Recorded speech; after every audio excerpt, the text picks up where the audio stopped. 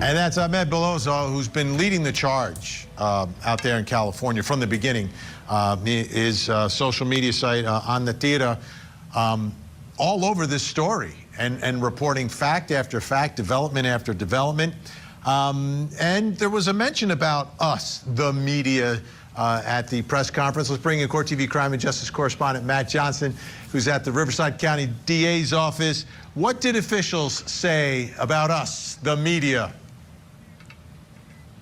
Well, the media, traditional media, has played a big role in this investigation. The tip lines, very helpful. But they also said this. They said that social media and some individuals have been hurtful. Let's watch.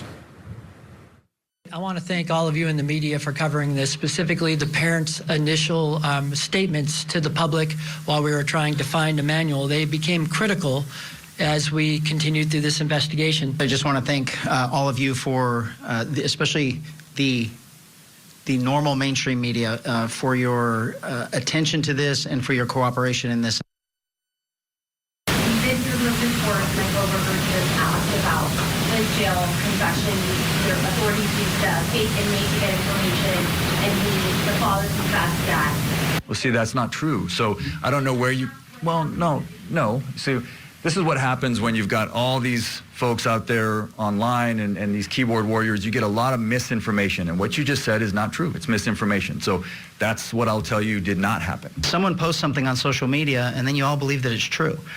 I actually complimented the mainstream media because you've actually been reaching out to us for comment and actually been printing what we've told you. It hasn't been the sensationalism and the wants for clicks for social media. And that is doing nothing but harming this investigation.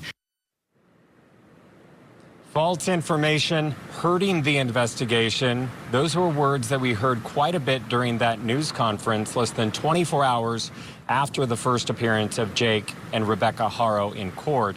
And right there, you heard the DA also double down. He says that there was no jailhouse confession. Vinny? Yeah, it's interesting. It's very interesting the way all this has developed. Matt, thanks again. I think I said goodbye to you. I'll say goodbye to you again. Still working hard. See, came back for another segment. Bye. Unbelievable. Okay, so there's always going to be friction. There has been through the years, sometimes between law enforcement and the media. And whether it's media, social media, to me, we're all in this together, and that brings us to the next question in my investigation. What role has social media played in this case? Here to help answer that question, private investigator Lauren Vellucci, also very prolific on social media, and the man who has been leading the coverage of all of this, the founder of On the Tira News, Ahmed Belozo, is with us as well. Great to have you both here. Ahmed, let me begin with you. What do you see as the role of social media in this story, which began as the search for a missing, abducted baby? I believe personally that social media plays a very, very important role in getting information out in real time to our constituents, as I like to call them, or my constituents. I can't speak for other social media creators because I tend not to watch other content creators, because in some of these cases, that's exactly what it is content. And so I can definitely understand the frustrations of the the authorities, but to put us all under the same umbrella is just so disrespectful, the same way it would be disrespectful for me to put him under the same umbrella in all the atrocities that have occurred in his department. And so there's bad apples in every profession. In this case, I feel like I have done an exemplary job, and not only because I toot my own horn, but because my constituents have told me so. And not only that, I actually got a message today by one of my sources who is in the investigation, and he said, I can't speak for the sheriff, but I tell you personally that your information has been invaluable to us. And so as hot as I was earlier, and no disrespect to nobody, but I feel that at least in my personal page, I know that I am not out there misleading the public. I am not a copy and paste sort of reporter. If I get a lead, I go down there and I investigate it, because it is not my job to try to show you, or it is my job to give you the facts and let you make your own decision just as they do. But the thing is that when they want our help, they sure ask for it. But when we go out on our own, they complain, and then they blame us, the social media, when they should have singled people out or reworded it very, very different. And so just as disappointed as they are, I'm disappointed myself. Yeah, and I don't see a difference here, Lauren. Like, he could say normal media, like I'm normal, versus some.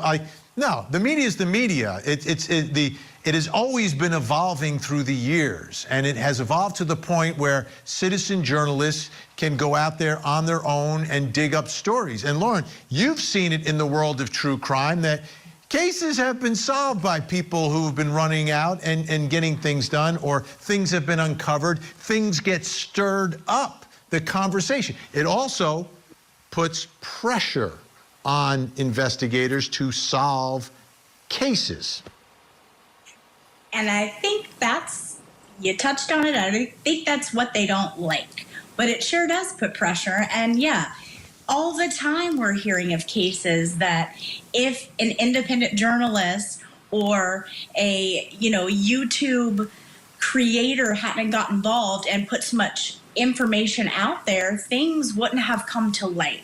So I have news for Sheriff Chad Bianco.